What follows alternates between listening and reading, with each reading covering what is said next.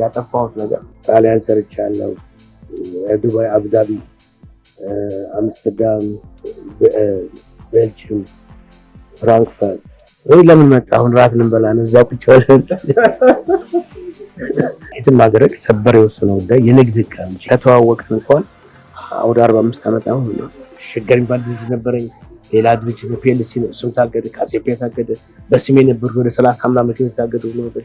ቤተሰቦች እኔን መቀበላቸው በጣም ትልቅ ነበር። እሷም ታገደ ነበር። በምን አይነት መንገድ አድርገው እዛ ገብተው ይሄን እንደሚያሳግዱ ብቻ ነው የማይገባኝ። መኖሪያ ቤት እስከማጣ ድረስ ደርሼ ሰው ቤት ነበር።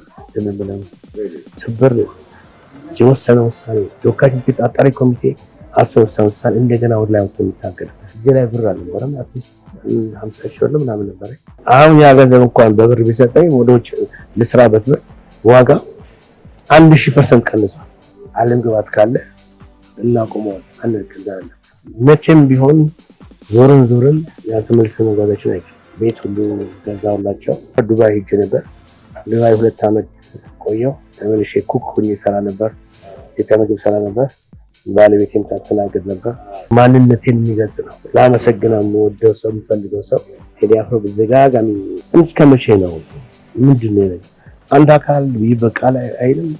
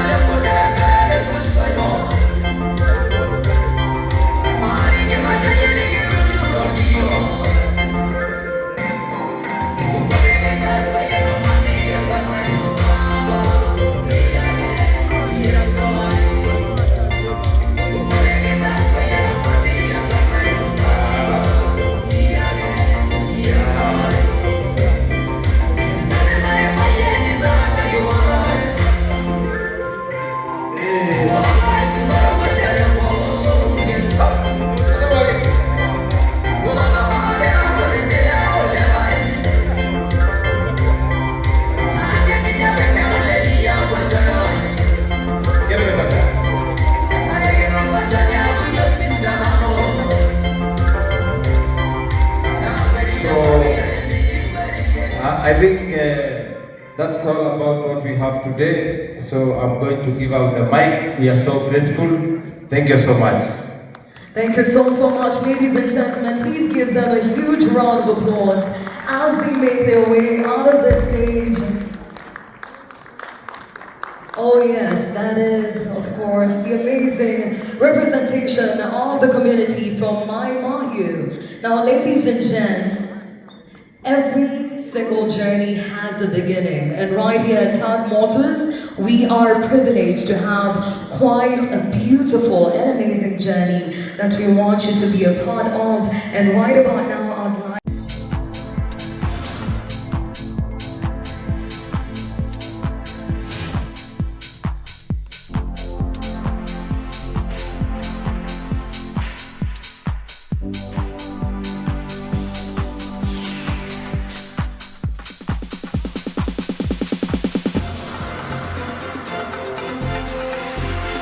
ሰላም ውዶች እንዴት ሰነበታችሁ? ከሰሞኑ ወደ ኬንያ በድጋሚ ሄጄ ነበረ። ኢንጂነር ታደሰ ተሰማን እንደገና አግኝቻቸው ነበረ። በናይሮቢ በነበረን ቆይታ ብዙ አዳዲስ ነገሮችን አጫውተውኛል። የታድ ሞተርስ የመጀመሪያዎቹ የመኪና ምርቃት ላይም ተገኝቼ ነበረ። የተከታተላችሁት በኬንያ የማዮ ማዮ ማህበረሰብ ለኢንጂነር ታደሰ እኛ አገር ጋቢ እንደምናለብሰው የእነሱን ባህላዊ ልብስ በማልበስ የማህበረሰባቸው አባል ያደረጉበትን ስነ ስርዓት ነው። ይህም የተካሄደው በመኪኖቹ ምርቃት ላይ ነው።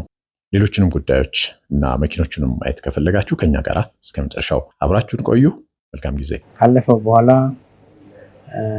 ያው የመጀመሪያዎቹን 5 መኪናዎች አሴምብል አድርገን ትናንትና መኪኖቹን አስመርቀናል። ይህ ማለት ምንድነው? እንግዲህ 5 ሞዴል መኪናዎች እዚህ ወደፊት የምንሰራቸውን ለይት አያፍተናል ማለት ነው። እና ዝግጅቱን በጣም ጥሩ ነበር፣ ሰክሰስፉል ነበር።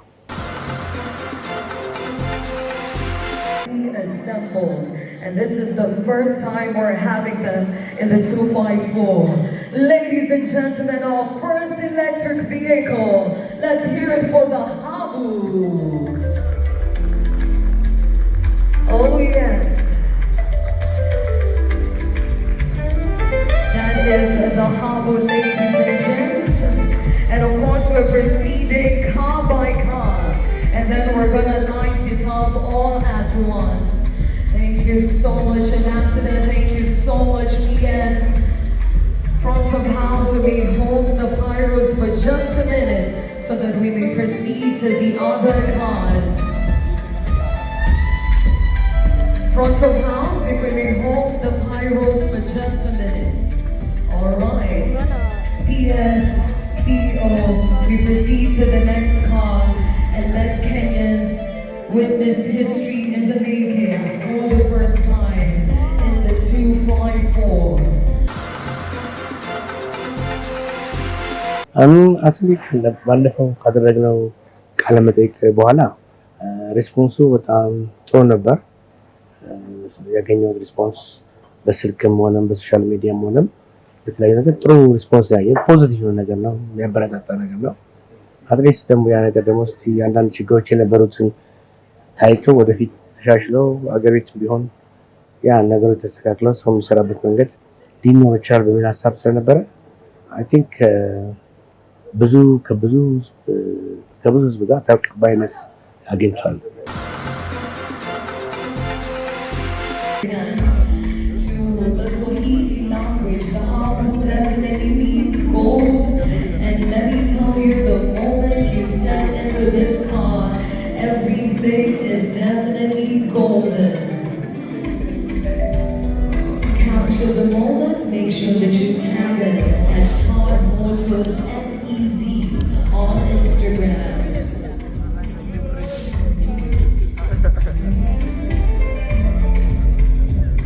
Oh yes. Sorry, ladies and gents. Sincere apologies.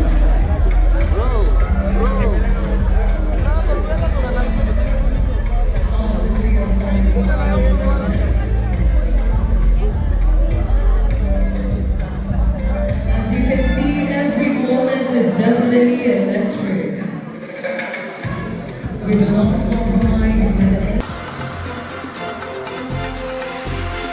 ዓላማችን እንግዲህ አሁን ከጃንዋሪ ከጥር ጀምሮ ማምረት እንደጀመር ነው።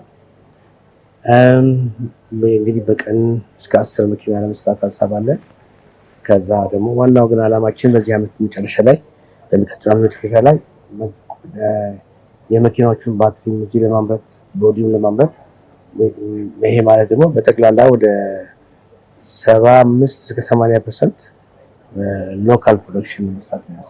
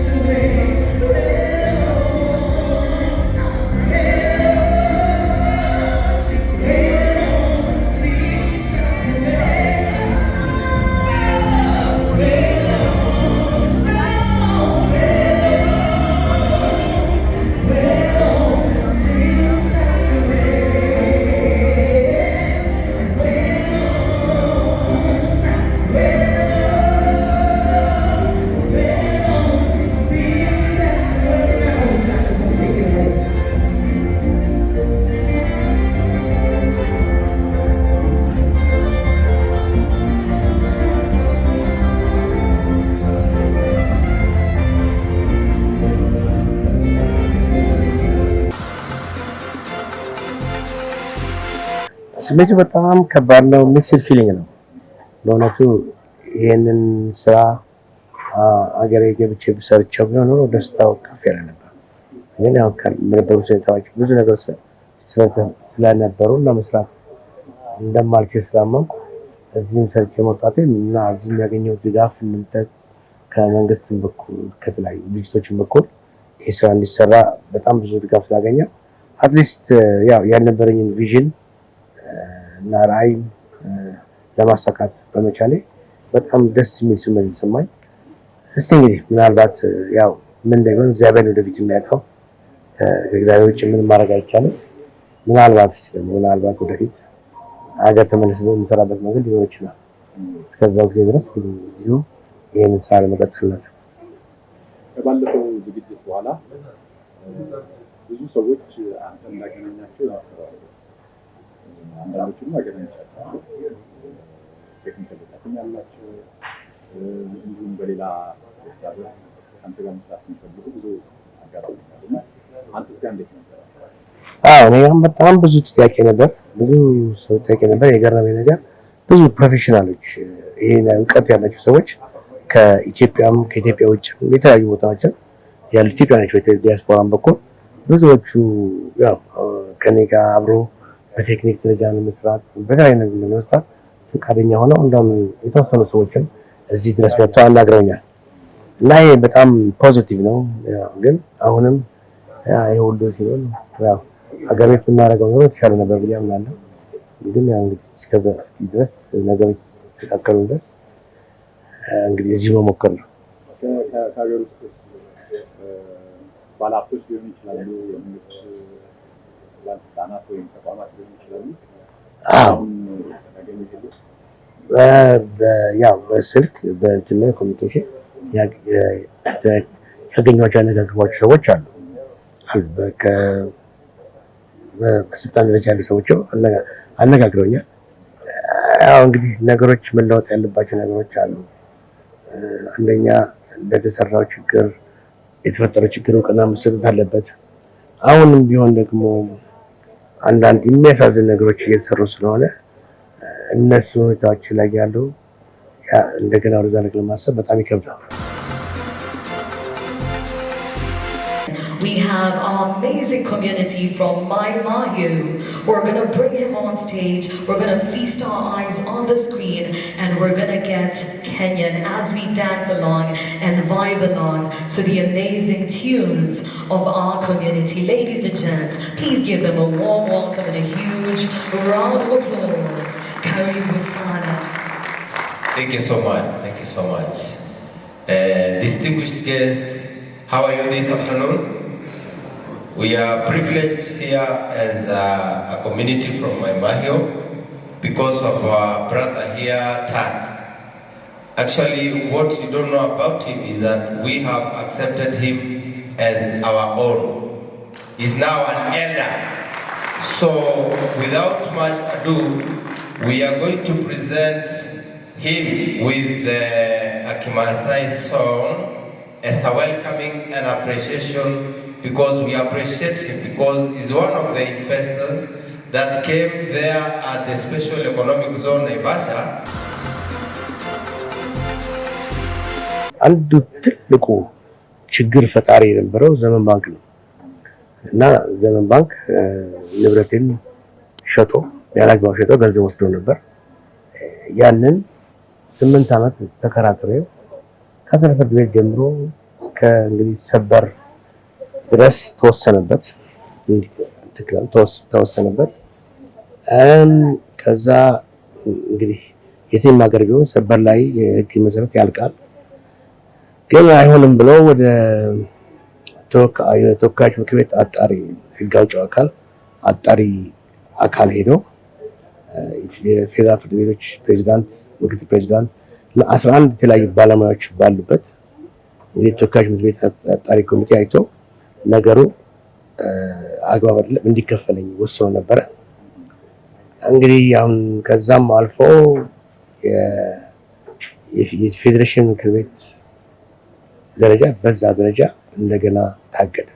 ይሄ የግል ንብረት መሸጥና ያለመሸጥ ጉዳይ ነው። መጀመሪያ ነገር እዛ ድረስ ደርሶ የሚታይ ነገር አይደለም። ቁልጭ ያለ ነገር ነው። ፍርድ ቤቶች ጠቅላላ ወደ 30 ምናምን የህግ ባለሙያዎች ያዩት ነው ከስር ጀምሮ። እንግዲህ ያ ሁሉ ታይቶ አዳር አልፏል። 11 ተወካዮች ምክር ቤት ነበር 11 ሰዎች ነበር። ያ ሁሉ ካለፈ በኋላ አሁን መጨረሻ እንደገና የፌዴሬሽን ምክር ቤት በዛ ጉባኤ ይታያል ብሎ ማለት ተራ የንግድ ህግ አካል ነው እና ይሄ ሳይ ደግሞ የሚያስበው ምንድን ነው ነገሩ? ይሄን ያህል ነገር ምንድን ነው? ያ ሁሉ ጉዳት ደርሶብን ይሄ ቁልጭ ያለ እንግዲህ 8 ዓመት በፍርድ ቤት ታግዬ ሰበር ከወሰነ ተወካዮች ምክር ቤት አጣሪ ኮሚቴ ከወሰነ በኋላ እንደገና አሁን እዛ ድረስ ሄዶ ለፕሬዚዳንቱ ማሳገድ ማለት እንግዲህ አንድ ሀገር ብዙ ችግር አለን። ሀገራችን ብዙ ችግር አለን። ፌዴሬሽን ምክር ቤት ፕሬዚዳንቱ እንግዲህ እኔ አላውቅም ብቻ ግን የታገደው በዛ ደረጃ የታገደው በከፍተኛ የታገደው እንግዲህ አሁን የሚታየው ምንድነው ፌዴሬሽን ምክር ቤት ጉባኤ አሁን ከታገደ 3 ወር ሆኖታል።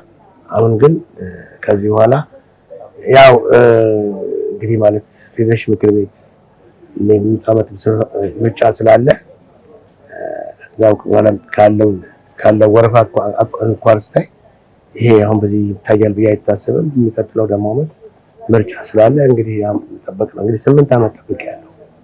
8 ዓመት ጠብቄ እንግዲህ ያለው እንትን ህግ መሰረት ተወስኗል። የትም ሀገር ሰበር የወሰነው ጉዳይ የንግድ ህግ እንጂ ኢንተራ የንግድ ነው። ንብረት የሸጠብኝ አግባብ አይደለም። ተከራከረን። አዎ ተማር ከስር ጀምሮ ይግባኝ እያለ ያው እስከ መጨረሻ እስከ ሰበር ድረስ ተፈረደበት። ግን በምን አይነት መንገድ አድርገው እዛ ገብተው ይሄን እንደሚያሳግዱ ብቻ ነው የማይገባኝ። ምን አድርገው እንደሆነ ይገባኝ።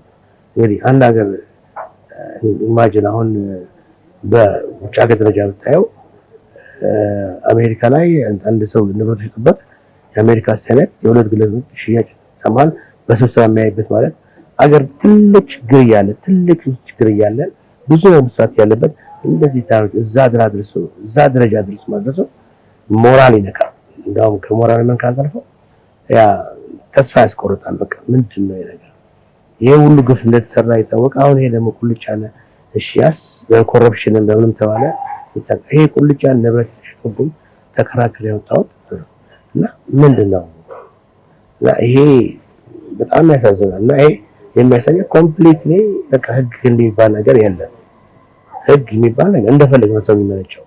እንዴት ነው ይሄ ነገር ተራ ንግድ የሰበር የወሰነ ውሳኔ ተወካዮች ምክር ቤት አጣሪ ኮሚቴ ውሳኔ እንደገና ወደ ላይ ወጥቶ የሚታገል ይሄ ነው ለፌዴሬሽን ምክር ቤት የሚቀርብ ጉዳይ ነው። ንብረት ሸጠብኝ እና በጣም ያሳዝናል። እና ይሄን ስታይ ተስፋ ያስቆርጣል። በጣም ተስፋ ያስቆርጣል። ምንድን ነበር ውሳኔ? ምንድን ነው? የገንዘብ ነው? ንብረት ነበረኝ። ንብረቴን የተሸጠ ያላግባብ ነበር። ለሆላንድ ካር ዋስትና የሰጠንበት ነበር። ይሄ ግን ባንኩ ሆላንድ ካር ወደ 300 ሚሊዮን ንብረት እያለው እሱን ትቶ የሌላ ድርጅት የነበረኝ ንብረት ሸጠ። ከዛ ያ ነገር ሲታይ በፍርድ ቤት ታይቶ አይ ልክ አይደለም መሆን ያለበትም ተብሎ ተወሰነ እና ያንን ገንዘብ የሸጠው የወሰደው ገንዘብ መልስ ተባለ። ከዛ ይግባኝ አለ። እንደገና ይግባኝም ተወሰነበት። እንደገና ወደ ከፍተኛ ፍርድ ቤት ሄደ። እዛም እንደገና ተወሰነበት። እንደገና ሰበር ላይ ሄደ። አምዛም ተወሰነበት። ከዛ በኋላ ደግሞ ተመልሰው የተወካዮች ምክር ቤት አጣሪ ኮሚቴ እዛም ላይ ሄደው አዛገደው። እነሱም ተሰብስበው የፌዴሬሽን ምክር ቤት የፌዴራል ፍርድ ቤት ፕሬዝዳንቱ ምክትሉ ባሉበት 11 ባለሙያዎች ህግ ባለሙያዎች ያሉበት ተሰብስበው ተወሰነበት። እንግዲህ ከዚህ ውሳኔ በኋላ ጠቅላላ እስከ ወለዱ ወደ አይ ቲንክ ወደ 26 እስከ 30 ሚሊዮን ብር እና ተወሰነ። እንግዲህ ከዚህ በኋላ አሁን እና የሚያሳዝነው ያ ገንዘብ የኔ ጋር ንብረት ሸጠ ነበረ ጊዜ በዶላር ስናየው $1 16 ብር ነበር። አሁን $1 160 ገብቷል። ስለዚህ አሁን ያ ገንዘብ እንኳን በብር ቢሰጠኝ ወደ ውጭ ለስራበት ብር ዋጋ 1000% ቀንሷል። እንደምታውቀው ደግሞ በቀን ያው ብሩ ዲቫሉዌት እያደረገ ስለዚህ እንዴት ነው ግን አንዳንድ ሰው ህሊና አይኖረው? ለሚገርም ደግሞ ዘመን ባንክ ከኔ ጋር ያለው ነገር የማይገባኝ ምክንያቱም የሰሩት ወንጀል አለ። ያ ወንጀል ደግሞ ምን እንደሆነ እጄ ላይም አለ። ለመንግስት ባለስልጣንም አቅርቤያለሁ ይሄ ነገር እና ያ ነገር ደግሞ አወጣዋለሁ። ምክንያቱም መንግስትን አጭበርብረው ታክስ ሳይከፍሉ ብዙ ገንዘብ አጥተዋል። ዶክመንቶች በሙሉ እጄ ላይ አሉ። ይሄ እጄ ላይ እንዳሉ ደግሞ ያውቁታል። ያ ኤኒ ታይም መንግስት ያን ገንዘብ ከነሱ መሰብሰብ እንደሚችል ደግሞ ያውቁታል። ይሄንን ደግሞ ለተለያዩ መንግስት አካሎች ተናግረናል እና እስከመቼ ነው ከግለሰብ ጋር ከነጋነስ የሚዋጋው? እኔ ብቻ አይደለም ዘመን ባንክ የተለያዩ ሰዎች እንደዚህ አብላሽቷል። የእናቶ ኤርሚያስ አማልጋ መስራት የነበሩ የነሱም በዚህ ክስ ላይ ነበሩ እንዳውቃለሁ። ገንዘባቸውን ከልክለዋል ከፍል ብለን እንዳለው አውቃለሁ። እና እስከመቼ ነው ምንድነው ነገር አንድ አካል ይበቃል አይልም? እንዴት ነው አሁን ከእንደዚህ አይነት ሁኔታ ላይ እንደዚህ አይነት ክርክር በኋላ 8 ዓመት ከተከራከርኩ በኋላ ወደ ላይ ድረስ እዚህ ሲባል ምን ያህል ሞራል ቢነካው ላይ በጣም የሚያሳዝን ሁኔታ ነው። ላይ መኪናዎች ሳያቸው አርማቸው ላይ የኢትዮጵያ ባንዲራ አለ። ገርሞኛልና ስቲል ለሀገሬ ያለ እንዴት ነው ሀገሬ እኔ እኮ በሁለት ነገር ተስተካክሎኝ እኮ ሀገሬ ገብቼ ብሰራ ደስታውን አልችልም። እንዴት ያንን ማንነትን በማድረገው ነገሩ የትም ብሄድ ማንነትን የሚገልጽ ነገር ማድረግ ፈልጋለሁ። ስር መሰረት ተወለድኩበት ያን መስራት ያንን እኮ እኔ ሀገሬ ምንም እኮ አይደለም እና ልጅም በተወሰነ ደረጃም ትምህርትን ተማርኩበት ነው እና ያን ነገር እዛ ላይ በማየቴ በማድረጌ ዋናው ማንነቴን የሚገልጽ ነው። ታደሰ ማንነት ጋር ኢትዮጵያዊ ነው። ይሄን ነገር ባደርገው ደስታውን ልችል ግን የትም ቦታ ብሄድ አሁን የድርጅቱ ቲሸርት በሚሰራበት ጊዜ ቲሸርቱ ላይ ኢትዮጵያ ባንዲራ አለ አስደረገዋል አይደል? ታስፈያም አርማው ላይ ካለ ታስፈያም እና ያንን ነገር መግለጽ በሄድኩበት ቦታ ያን ነገር ከመግለጽ ወደ ኋላ አለ። ለምንድን ነው የገረመኝ አንዳንድ ሰው ትንሽ በደል ከደረሰበት እና ከሀገር ከወጣ ተመልሼ ወደዛ እንኳን ሽንቴን አልሸናም የሚል ሰው አለ። ለአባባሌ ይቅርታ ተመልካቾች እንደዛ ብለው የሚያስቡ ሰዎች አሉ እና አንተ ከደረሰብህ ያው ሁሉ ችግር በኋላ ስቲል የሀገር ስሜት መኖር ስላስገረመኝ ኦፍኮርስ አለኝ።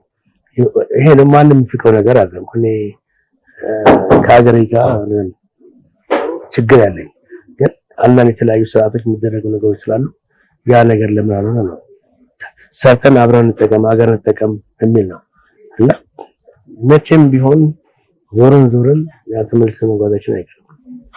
በፊት ማምንበት ነገር ነው በማድረገው ነገር ሁሉ ሀገሬ ገብቼ መስራት እና ያንን ለማድረግ ደግሞ በህይወት ውስጥ በጣም ሳክሪፋይስ አድርጌያለሁ ከሚገባ በላይ እና ከማድረግም ያን እስከመጨረሻ ታርጌ በቃ መኖር እስከሚያቅተኝ ድረስ ታገልኩት።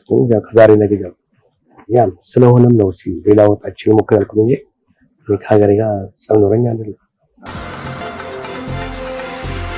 ሌላ ከዚህ ከዘመን ባንክ ውጪ አንዳንድ ሌሎችም ከፋሚሊ ጋር በተገናኘ የደረሱበት ችግሮች አሉ ይመስላል።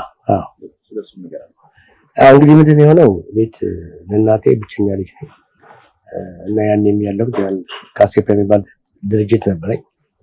ያ ድርጅት ላይ ችግር ችግር ሲወጣ ቤት እናቴ የምታሳድጋት ልጅ ነበረች። ካሴፒያ የተቋቋመው አውቶቡስ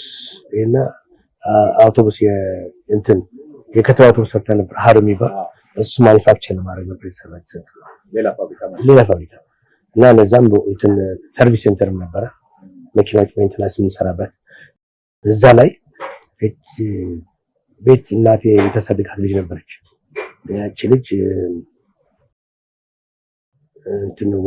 የሰራተኛችን ልጅ ናት እና እናቴ ልጅ ሴት ልጅ ስላልነበራት በቃ እኔ አሳድግሻለሁ ብላ አሳድጋት ነበር። ያው እንዳቴ ነበር ከዛ እናትየው ወጥተው ከውጪ እንደገና ከስንት ዓመት በኋላ ሌላ ልጅ ወልደው እሱንም መኖሪያ ስላልነበረው ያው እናት ሰብስባ ቤት ታሳደጋቸው ነበር።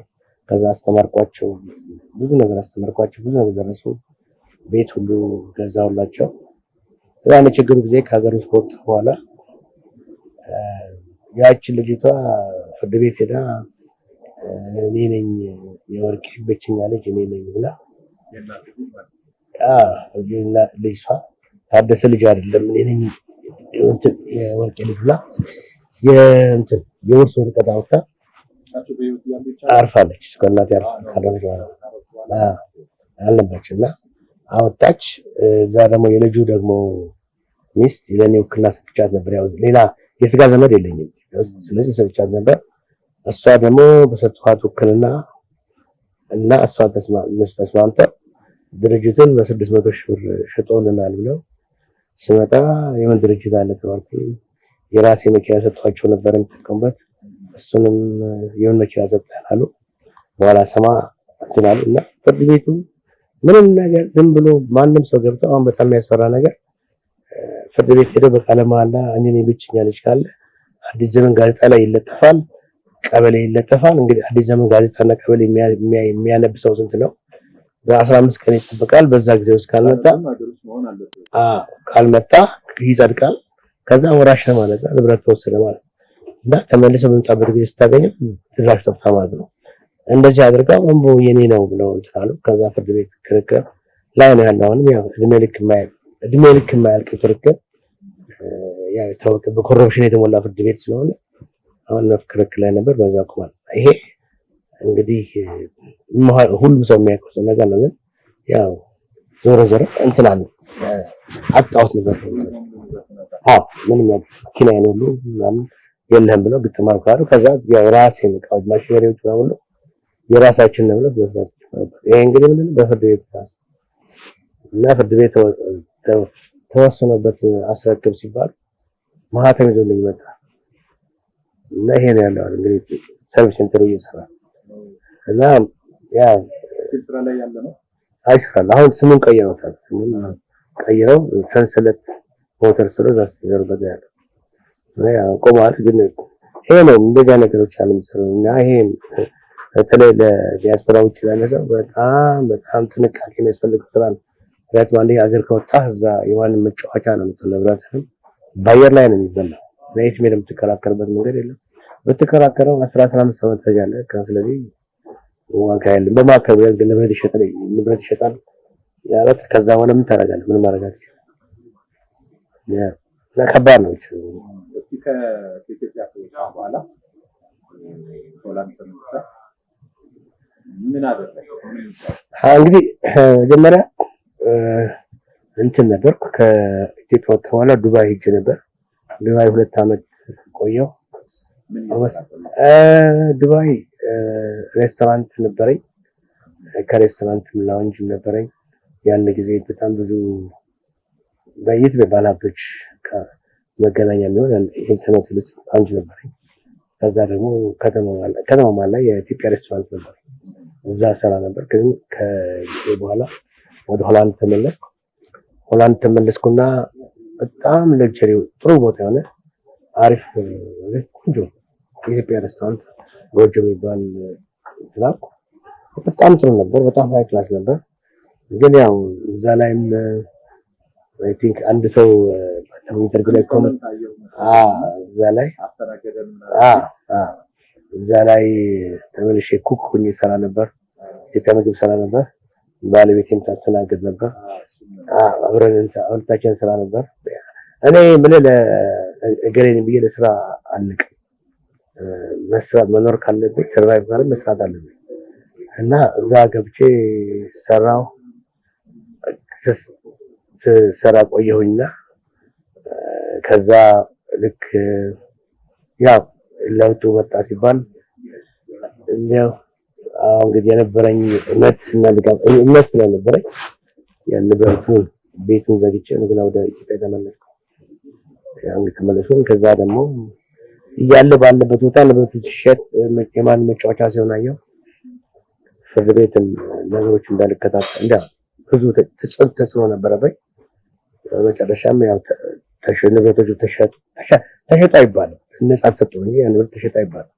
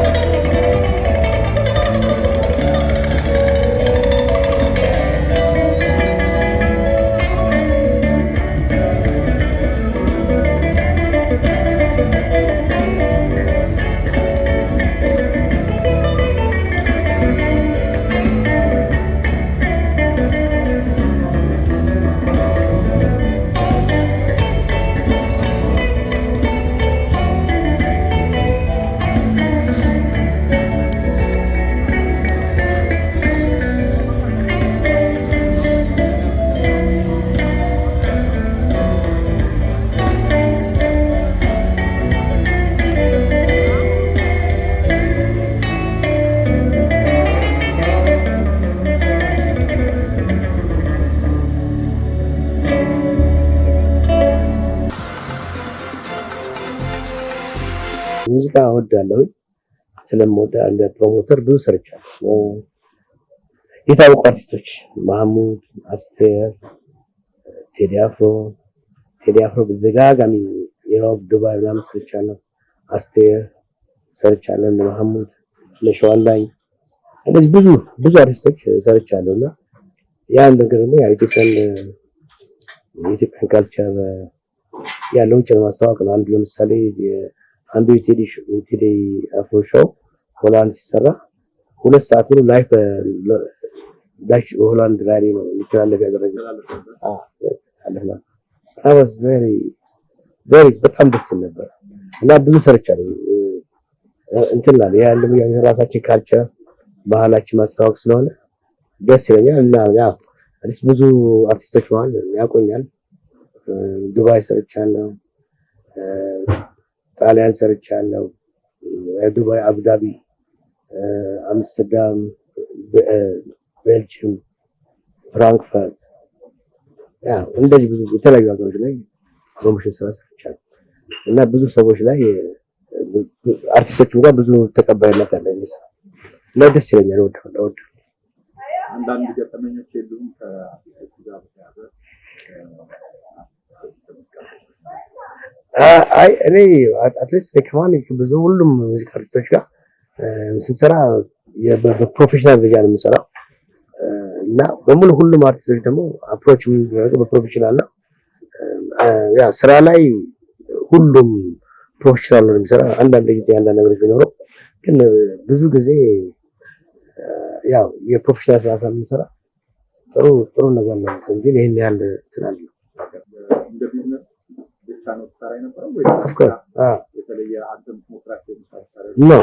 እኔ ሙዚቃ አልችልም፣ ግን እኔ የሙዚቃ ፍቅር አለ እኛ ያለነው ግን ፊዚካሊ ቢዝነስ ነው። ቢዝነስ የምሰራው ሰው ያው የሀገር ፍቅር ስላለ በተለያየ ጊዜ ሲደረጉ ስለሚመጡ እና like get together ነው። ከተለያየ ቦታ ነው ሰው የሚመጣው፣ የምትገናኘው ብዙዎች ጊዜ ነው። እንደ ሀገር ቤት አንገናኝም፣ እንገናኛለን። ያ ደግሞ ደስ ይላል እና በዛ ነበር። ሌላ ደግሞ ወደ ኋላ ለመልስና መጀመሪያ አውሮፓ ቤት ጊዜ ያጋጠመ ከኢትዮጵያ አንተ ከምታውቀው ባህል ጋራ የሚጋጭ ነገር ግን ያ በጣም ብዙ ነገር አለ። አክቹአሊ ለኔ የሆላንድ መግባቴ ራሱ ተአምር ነው። ወደ የመርከብ ላይ ነበር የምሰራው። የሚታወቀው ከመርከብ ላይ ሀሳብ የነበረኝ ወደ ለንደን፣ ኢንግላንድ ወይም አሜሪካ ላይ ነበር። በእንግሊዝ ስለምማር ቋንቋውን ስለምችለው እዛ ይኛገ ነበር እና እንደገጣሚ ቤልጅየም ሲሄድ በቤልጅየም ስገባ ኤርፖርት መርከብ ላይ እዛ ስራ ለማግኘት ነበርና ስገባ የሆነች ኢትዮጵያዊ ቀጥታ መጣችና የሪትም ቴስት ላይ ኧረ እኔ መርከብ ስራ ብዬ ነው ስራ ቆይ አለችኝ። ለምንድን ነው አምስተርዳም ምን አለኝ ስላ ኧረ ግድ የለም እዛ ሂድ አለችኝ። በለቼ ሆቴል አረፍኩ። ከዛ አምስተርዳም ላከችኝ። አምስተርዳም ሲሄድ ኢትዮጵያኖች ተቀበሉኝ። ባቡር ጣቢያ ስቴሽን አላቃቸው ከነሱ ጋር አንድ ወር ቆየሁና አምስተርዳም ነበር። ግን ያ ትምህርት መማር ስለምፈልግ ወደ ገጠር ላኩኝ ብዬ ወደ ሜፕል የሚባል ከተማ ላኩኝ። ገጠር እዛ ቆየሁ። which is not very good ጊዜ ትምህርቴን ጀመርኩት። እዛ ነው ባለቤቴን ተዋወቅኳት። አንድ ፋኒ ነገር የነበረ ምንድነው እንግዲህ በጋጆች ባህል ላይ ሳትጠራ ቤት አትሄድም። እሷም ቤት ሰዎች ናት ነው በዳቴል ግን ተጠርተ ነው የምትሄደው። አሜሪካውን እዛ ሆላንድ ስራት 12 o'clock ነው እና ወደዛ ሰዓት ቤት አትሄድም ነበር። ሰዓት ሳላቅ ብሄድ ያለ ጊዜ ወይ ለምን መጣ አሁን ራት ልንበላ ነው እዛ ቁጭ ብለን እና ባልት እስኪጨራ ግድ ነው ተልተ እስኪጨርሱ እንብላላሉ ቁጭ ብለን እና እና ደግሞ ለቤተሰብ እንደዚህ ያው እኛ ጋር ለእናት ለአባት ምናምን ያው ብለው ፍቅርን ናቹራል ግዴታ ነው የሆነ ነገር ማድረግ ደስ ይላል። እዛ ግን የለም እና በጣም ይከብድ ነበር። የሆነ ነገር ራት ወይ እንብላ ምናምን ካልካቸው ኖ በዛው ጊዜ አብሮ ካልከፈሉ እሺ ከሆነ በሳምንቱ ጠርተው የግድ ወስደው መብላት አለበት። እነዚህ ይዛል ለምን ተረጋግታችሁ እኛ ኮራታችን ምን ሰዎች ነን ለምንድን ነው የምትከብለው ነው ያ ነገር አለ። ያ ፍቅር ነው። ፍቅር ማለት በሌላ ኤክስፕሬስ አድርገው ስለሚባል ከጊዜ በኋላ ተለምደዋል። ያው እንዴት ግን ያ መጀመሪያ አካባቢ በጣም ከባድ ነው። ሶሻል ላይፍ ነገር ሁሉ ነገር ያ እንትን የሆነ ነው። ሬጉላር በታይም የሚሰራ ነገር ነው። የምግብ ሰዓት ተብሻይና ሰዓት እና ሁሉ ነገር ስለሆነ ያን አዳፕት ለማድረግ ይቸግራል። ከባለቤቶች ጋር እንዴት ነበር ለሽንሽቱ ማለት በአበሽኛ ለሲጋት የተጋጨበት ነገር? እንግዲህ የተዋወቅነው ያው እንደገባሁ ነው ሆላንድ እንደገባሁ ነው። ከአንድ አይ ቲንክ አንድ አመት ማልሞላኝ ነው ኤፕሪል የገባሁት ዲሴምበር አካባቢ ተዋወቅነው። ተዋወቀን። እሷም ባንክ ትሰራ ነበር እና እኔ እማር ነበር። እዛ እሷ እኔን መርዳት እንደማር ብዙ ከበር ታደርግልኝ ነበር። ቤተሰቦቿም ተቀበሉኝ። ትልቁ ነገር እሱ ነበር። እኔ ቤተሰቦቿ በተለይ በዛን ጊዜ ዲስክሪሚኔሽን ምናምን በነበረበት ጊዜ ቤተሰቦቿ እኔን መቀበላቸው በጣም ትልቅ ነበር። እሷም በጣም ትልቅ ነበር። ከዛው ያለን ቀጠል እንግዲህ አሁን ወደ ከተዋወቅን እንኳን ወደ 45 ዓመት አሁን ነው። የተጋባነው መጀመሪያ ኢትዮጵያ ነው። ከዛ ወደ እንደገና ሆላንድ የተጋባነው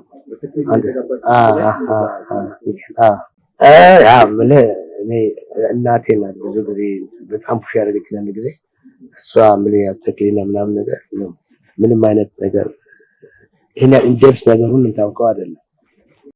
ያው የእናቴ ነገር ፍላጎት ስለነበራት እንደዛ ብለውና አውጭ ሳፕ እንዴት አስተሳረገች ያ ለሚኒንጉ እምነቷም አይደለች ፕሮቴስታንት ነው። እንትን ነው ምንድነው ለሷ ያው ከነበረን ጋር እዚህ ደግሞ የቤተሰብ ፍቅር ስታይ እዛ የሌለ ፍቅር ስታይ እና እናቴም ደግሞ ያኔ ትንሽ እድሜዋም የገፋ ስለነበረ ይሄንን ባይ ደስ ይለኛል ምናምን ስለምትል ዋይ ኖት እና ደስ ካላችሁ ለምን አላደርገውም ነው እንጂ ኢንዴፕስ ነገሩ ምን ማለት እንደሆነ አንደርስታንድ አድርገው አይደለም። እና ከዛ እንደገና ግን ሆላንድ ሄደን ደግሞ እንደገና ያው ለግድ ሆላንድ መንግስት ስለነበረብን እዛም ተናገረ። ከዛ እንግዲህ ያው እስካሁን ድረስ አብረን አለን። የሚገርመው ነገር በጣም ራስ የሚገርመኝ ነገር እንጃ የተጣላንበት ቀንዳችሁ ነው በጭራሽ። ምክንያቱም ሁሉ አንደርስታንዲንግ አለ በመካከላችን ላይ አለመግባባት ካለ እናቆመዋለን። አንቀዳለን አንቺ ራስሽ ሐሳብ እኔ ማለት እንጂ በግድ እኔ ሐሳብ እሷ ለማድረግ አልፈልግም እሷ ለምታርግ ግን ዋናው ትልቁ ነገር ደግሞ አሁንም እንደዚህም ስራም ሰሯሯት ምንም ስለም አንድ ልጅ አለች አሁን ማስተራን ተይዛለች ይዛለ የሁለቱ የነሱ ድጋፍ ነው እንጂ የነሱ ድጋፍ ከቤት ባይኖር መስራት አልችልምና ያ እግዚአብሔር ያ ከመጀመር መርቁ ተይዘው ናቸው ለኔ ትልቁ ህይወት ያካል ናቸው እና በጣም እንትን የኢትዮጵያ ተመልሰት ምን አለች ማለት ብዙ ተስፋ ይዘ አቅም ይዘ ምናምን ነበር ከዛ ሁሉ ነገር አስተህ ተመልሰህ ወደ ቤት ስትሄድ ባለቤቱ ምን ነበር ያው ነገሩን ሂደት ታውቃለች ምን እንደነበረ ያው እንዳለ ነገር ታውቃለች እና ከኔ በእኔ የመጣ ችግር እንዳለ ይገባታል። ግን ያው ቢሆን የኔ ትልቅ ያጠፋሁት ነገር እንደዚህ አይነት ችግር ይኖራል በሚል ራሴን በደንብ አድርጌ የነሱን ህይወት መጠባበቅ ነበረብኝ። አላደረኩትም። ምክንያቱም ነበረኝ ፎከስ ማድረግ የሚሰራው ለስራ ነበር እና ያ ነገር ሀፕን ሲያደርግ ወደ ኋላ መመለስ አልቻልኩም። ካል ብዙ ነገሮች ንብረት ታገዱ እንዳለ እንኳን አለን በቃ ሆላንድ ጋር ሸገር የሚባል ድርጅት ነበረኝ። ሌላ ድርጅት ፒኤልሲ ነው እሱም ታገደ። ካሴፔ ታገደ። በስሜ ነበር ወደ 30 ምናምን መኪኖች ታገዱ ነበር እና ጀስት አዳምመን በቃ ይሄ ሰው ስራ ማቆም ያለበት ስለነበረ ወደ ኋላ መመለስበት ነገር አለ። ጋንግን ከዛ ነው የፍርድ ቤት ይሄ የማያልቅ የፍርድ ቤት ነገር የተጀመረው። ያ ነገሩ ትልቁ ነገር ግን መጨረሻ ትልቅ ያገኘሁት ነገር ኢትዮጵያ ውስጥ እንደው ሳልማር ህግ ባለሙያው እየወጣሁት ብዙ ጊዜ ራሴን እንትንም ስላልነበር ራሴ ዲፌንስ ለማድረግ ስለሚል ብዙ ነገር ተምሬ ነው የወጣሁት። ያ በጣም ያለዛ ማስፖርት እንዴት አድርጌ መስራት ይችላል። እንደዛ ችግር ሲሆን ተመልሼ ከሆላንድ ቤት ብሄድ ኖርማል ሌላ ሰው ቢሆን ባልተመለሰ እዛው ቀጥታ ችግር ሲመጣ ወደ ቤት መጣ ነበር ግን ያ ነገራት ስላለ የነበረውን ነገር ስለምንነጋገር እሺ ብላ እንትን አለ ምን እና እኔዎች በችግር እንደዚህ ምናምን ገጠውና በሰላም ነው የምንኖረው። አሁንም እስካሁን በሰላም ነው የምንኖረው። አሁንም ይሄው በጣም እየደገፈች ያለች በሞራልም ሆነ በማንኛውም ደረጃ እና በጣም እግዚአብሔር ነው የእግዚአብሔር ስጦታ እንጂ ሌላ ነገር ነው ያለው። ፐርሰናል ሆኖ ምን ታይቀርም ምንድነው ሚስጥሩ? አሁን እንግዲህ 45 ዓመት በትዳር የቆየ አትመስልና ሲያዩ ገና እንደዛ የሚበቃት መስሉና ምንድነው ሚስጥሩ? እኔ አንድ ምስል ችግር እድሜን ላለመጠየቅ ማለት ነው። ኧረ ብቻ ችግር የለም። አሁን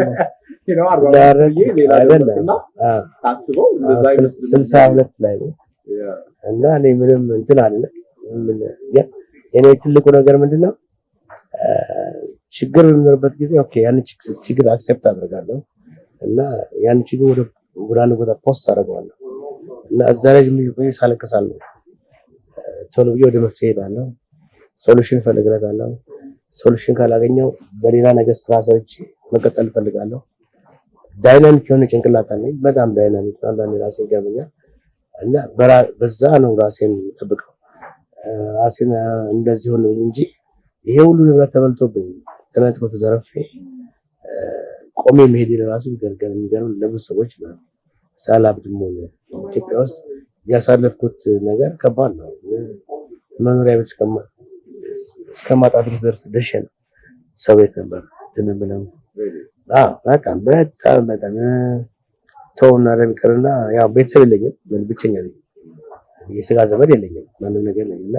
እዛ ደም ተረበኝ ሲል ነበር አንድ ላመሰግነው የምወደው ሰው የምፈልገው ሰው አንድ እንትን ጆን የሚባል ላይ ምንድነው ቦሌ ፍዳን ማጥገብ ከአንድ ቤተሰብ ቤት ነበርኩና እዛ ሰው ቤት መኖር ስላልቻልኩኝ ቤት ምቀጥታለኝ ወጥቼ በቃ እና ጥሩ አልነበረም። ወጣ እና ስወጣ ገስት ሃውስ ምን ነበር ገስት ሃውስ ያኔ ለመግባት እጄ ላይ ብር አልነበረም። አትሊስት 50 ሺህ ብር ምናምን ነበር። ቤት ቦሌ ሲል የሆነ ገስት ሃውስ አየሁና ገባሁ። ጆን ይባላል ባለቤቱ ያለች ሁለት ምርጥ ሰዎች ናቸው።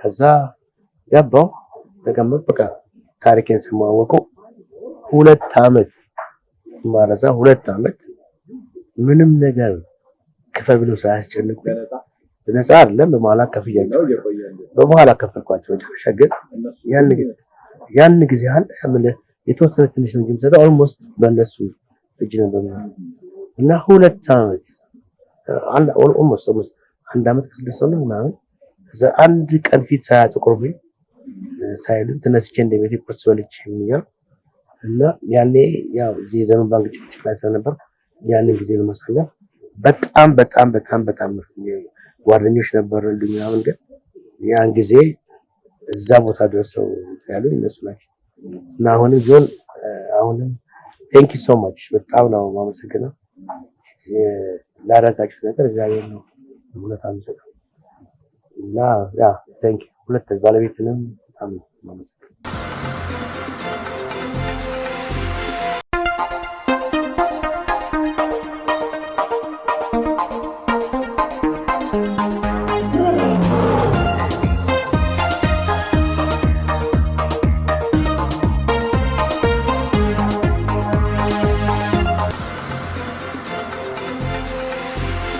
እንግዲህ ነው አሁን እዚህ ኬንያ ነው ያለው እየሰራን ያለው የስራ የተንቀሳቀስኩኝ ያለው ግን ወደፊት እንዲሆን ነገሮች ተስተካክለው ተመሳሳይ ስራ ስራ ደስታውን አልችልም። ግን ያንን ለማድረግ ብዙ ነገሮች የሚስተካከሉ ነገሮች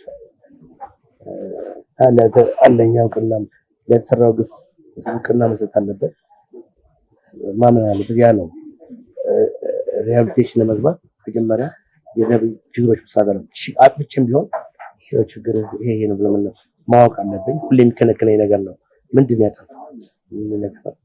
ከዛ ውጭ ደግሞ ለተዘራው የመንግስት አካል በተወከሉ ሰዎች ላይ ለተሰራው ግፍ እና ወንጀል ተጠያቂነት መኖር አለበት። ያ ለኔ ብቻ ሳይሆን የሚያሳየው ለሌሎችም ወደፊት ኢትዮጵያ ውስጥ ገብተው መስራት ለሚፈልጉ በጣም ሞራል ይሰጣል።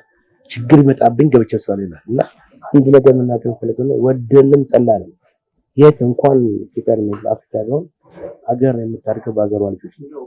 የሀገሯ ልጆች እያባረረች የውጭ ሀገር ዜጋና ኢንቨስት አድርገው መናገር ምንም ዋጋ ጥቅም አይሰጥም። ዞሮ ዞሮ ውጭ ሀገር ዜጋ የውጭ ሀገር ዜጋ ነው። ተነስቶ ያገኘውን ትርፍ መነዛ ሰብስቦ ነው። ግን ሀገሩ ዜጋ ከሆነ የት ሄዳል? ሰርቶም እኮ ቢያገኝ ዛሬ ባገኝ ትንሽ ትርፍ ቢያገኝ ነገ ደግሞ ይሄ ልስራበት ነው እና በሆን ቢጠቀም ያገር ዜጋ ቢያተርፍ ቢጠቀም ምን ችግር አለ? እና ይሄ ነገር መታሰብ አለበት። የእጅ ላይ ያለ ነገር ወርቅ የሆነ ነገር ይዞ ጥሮ ውጭ ሌላ ነገር የሚፈልግ የማይታወቅ ሰው ካልቸራል ሰው ለጥቅም አንድ ነገር ብቻ የሚመጣው እሱን ይዞ ካምቱ ለዛ ድጋፍ ከሚሰጥ ለሀገሩ ሰው ለሀገራችን ሰው እና ድረግ አይ ቲንክ ለብዙ ለሀገራችን ብዙ ጥቅም አለ ብዬ አምናለሁ እና ቢታሰብበት ይሄን እንደዚህ ነገር ታስቦበት መፍትሄ የሚመጣበት ነገር ነው ለሁላችንም ጠቃሚ ነው ብዬ አስባለሁ። ትናንትና ምርቃቱ ላይ የሌሎች ሀገሮች ዲፕሎማት ነበሩ። ኢትዮጵያ ኤምባሲ ተጋብዘናል ተጋብዘዋል። እንደውም እንመጣለን ብለው ኮንፈርም አድርገውልኝ ነበር፣ ግን አላየኋቸውም። እንግዲህ እንዳልወጣ አልተመቻቸው ይሆናል አላውቅም። ግን ያው እንደሰማው ብዙ ጊዜ ስለ ኢትዮጵያ ኤምባሲ ኤምሲዩ ሞዴሬተሩ ብዙ ጊዜ ያው እነሱ ኢትዮጵያ ኤምባሲ ያው ደግሞ ያን ደግሞ ያው አዘነ ዘደይ ኢትዮጵያነት የሚገልጽ ስለሆነ ነው። በሄድኩበት ቦታ የሀገር ስም ሊጠቀስ ማድረግ ያው እኔ ማለት እንደሚገልጽ እና ግን አልመጡም። ትናንትና አላየኋቸውም። መድረክ ላይ የሆነ የፊርማ ስነስርዓት እሱ ምንድነው ያው አንዱ ትልቁ ነገር እዚህ የት ብቻ ሳይሆን ምንድነው የሎካል ካምፓኒዎች ጋር አግሪሜንት ማድረግ ምንድነው እነዚህ አንደኛ ካምፓኒዎች ላይ ለኛ ሎካል ፕሮዳክት ሰፕላይ የሚያደርጉልን ናቸው። እቃዎችን ከውጭ ከምናስመጣ እዚህ እናደርጋለን ከነሱ አይነት ነው። ሌላ ደግሞ ከእንትን ኢንሹራንስ አሁን ለመኪናዎችን የሚገዙ ሰዎች በሙሉ እንትን አንድ ቦታ ኢንሹራንስ እንዲያደርጉና ጥሩ ዋጋ እንዲሰጧቸው ጥሩ ሰርቪስ እንዲሰጧቸው ከኢንሹራንስ ጋር ነው የምንነጋገረው። እኛ አዘ ካምፓኒ ብንነጋገር ይሻላል ግለሰቡ ሄዶ በግል ኢንሹራንስ ከማይናገራቸው ማለት እንደዚህ ነገር ነውና የተለያዩ ሰፕላየሮች አሉ አብረውኛ የሚሰሩ ከነሱ ጋር ነው ትራንስ ያለው ካምፓኒዎች ሰፕላይ ምክንያቱም ያው ብዙ ነገር ከውጭ ከሚመጣ እዚህ መስራት እንችል ለምሳሌ ወንበር፣ ምንጣፍ፣ መስተዋት ግብአቶችን ከዚህ እንዲሰሩልን እናደርጋለን። ቆይታችንን ያረሰናል ዛሬ ያለው ጋር ይበቃናል። ፈቃደኛ ሆነ በድጋሚ ሸድና ላይ ነበር እናመሰግናለን። ወደፊት የስራ ህይወት ደግሞ እንዲቀና ሰላም እመኛለሁ። ተመልካቾቻችን እንደታደሰ ጋራ የነበረ ቆይታ ተጠናቋል። አይ ቲንክ አፕዴት ለማድረግ እየሞከርኩና በቂ መረጃ ያገኛችሁ ይመስለኛል። ተባረካለሁ። ተከታታዩ በሌላ ዝግጅት ከሌላ ግራ እንደገና